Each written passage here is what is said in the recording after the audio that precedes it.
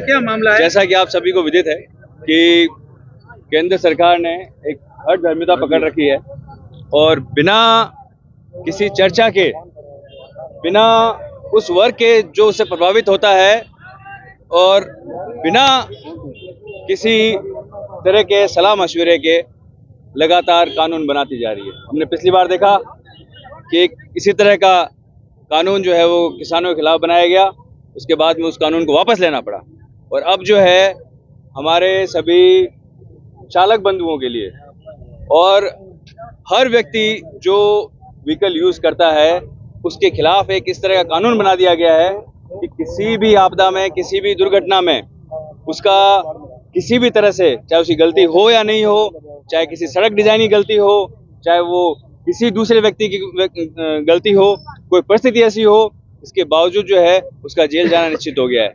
इसके खिलाफ सभी हमारे चालक बंधु, इनकी एसोसिएशंस लगातार पिछले कुछ दिनों से सड़क पर जो है अपनी बात को रख रही है, समझा रही है और अगर ये सरकार इस बात को नहीं समझेगी तो हर वो जायज जरिया जिससे विरोध किया जा सकता है, विरोध किया जाएगा।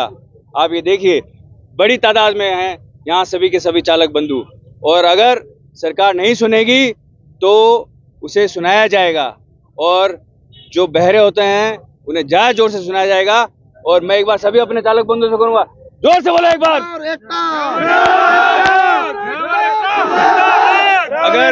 अगर सरकार नहीं सुनेगी तो बाड़मेर ही नहीं, राजस्थान ही नहीं, इस पूरे हिंदुस्तान में जो आज चालक समाज एक साथ खड़ा हुआ है वो लगातार एक साथ रहेगा और ये काला कानून फिर से लेना होगा सरकार को। यही हमारी मांग चल रहा है। क्या मामला है?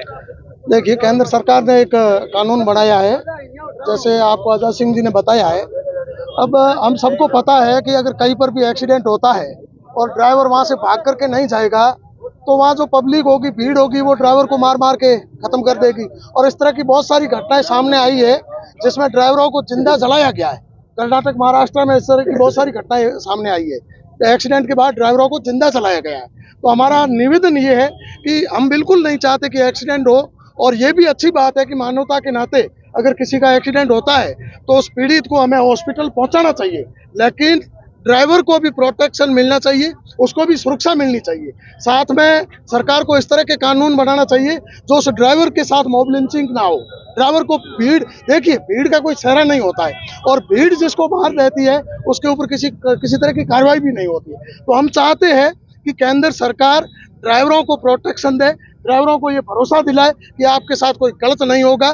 बाकी एक्सीडेंट भी रुकने चाहिए और पीड़ित जिसका भी एक्सीडेंट होता है उसको अस्पताल पहुंचाना चाहिए। देखिए, मेरे से बड़ा एक्सीडेंट से पीड़ित कोई व्यक्ति नहीं होगा। मैंने मेरे परिवार के 8 सदस्य एक्सीडेंट में खोए हैं, उसके बावजूद भी मैं ड्राइवरों की पीड़ा को समझ सकता हूं, ड्राइवरों का समर्थन करता हूं। धन्यवाद।